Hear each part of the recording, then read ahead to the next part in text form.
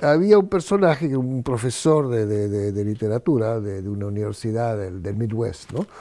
Que se había adherido a Borges. Esto te hablo ya de...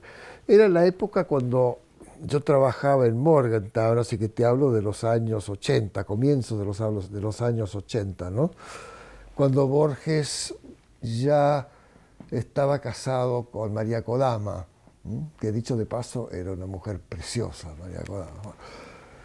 Y cuando pasó Borges, este personaje, este profesor, le arreglaba a Borges unas especies como de circuitos de conferencias, ¿no? Que lo llevaba de un lado a otro al cieguito, lo ponía por acá y le daba cuerda y los estudiantes le hacían preguntas y él y Borges era como un muñeco de cuerda, es decir, vos le preguntabas cualquier cosa y él hablaba lo que le daba la gana, ¿no? Entonces se sentaba allá adelante del público y empezaba a hablar de Chesterton y de qué sé yo, que eran las cosas que a él le gustaba hablar.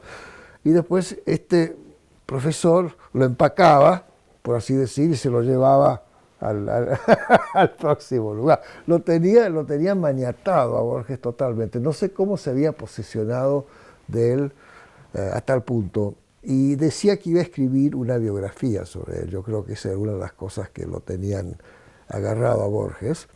Y bueno, y el pobre Borges, como te digo, era una especie de performer, como un performing monkey, ¿no? Lo tenía así. Borges tenía una costumbre que era escribir y tirar papelitos y qué sé yo, ¿no? Y este profesor todas las noches coleccionaba el tacho de basura de Borges, todos los papelitos que Borges había escrito. Los tenía todos coleccionados, ¿no? Además había estado en su casa en Buenos Aires, había visitado y había robado una cantidad de pequeñas cosas que Borges había descartado. Y había llegado, por ejemplo, a la conclusión que en una época de su vida Borges había querido suicidarse, pues tenía unos papelitos de Borges donde hablaba del suicidio, otras cosas de ese estilo, ¿no? Y lo tenía, como te digo, totalmente manejado y llevándolo de un lado a otro. Eso es lo que te quería contar, nada más que eso, que es una cosa muy, muy peculiar, ¿no? El biógrafo hace eso, sí, el biógrafo hace eso, pero en este caso era digamos, un candidato indefenso, se puede decir. Sí, además es un biógrafo de basural. Claro, es uno que recoge los retazos, ¿no? Y la única biografía que había de Borges en ese momento, ahora habrá otras, no sé, yo no estoy al día, era la de Monegal, ¿no? Monegal, que tenía la insolencia, Monegal, como lo había conocido bastante en Buenos Aires, tuvo la insolencia Monegal de tratarlo a través de toda la biografía como Georgie, que era como lo llamaban en su casa, ¿no? Que a mí siempre me pareció una impertinencia increíble. Georgie nació en tal época, Georgie, todo el libro de Monegal, a Borges lo llama Georgie, ¿no?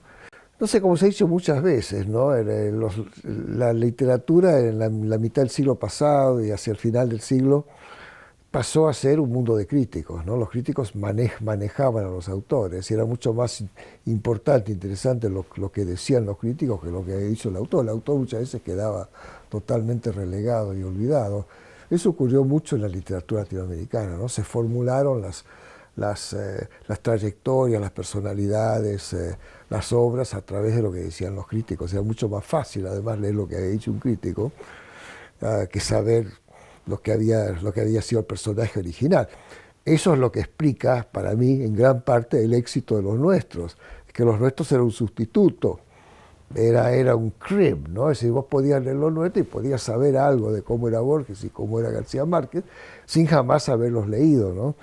Y los libros de entrevista y todas esas cosas formaron parte de esa invención de una literatura con sus personajes, con sus formas de decir y excluyendo los que no calzaban, los que no entraban dentro de ese marco, ¿no?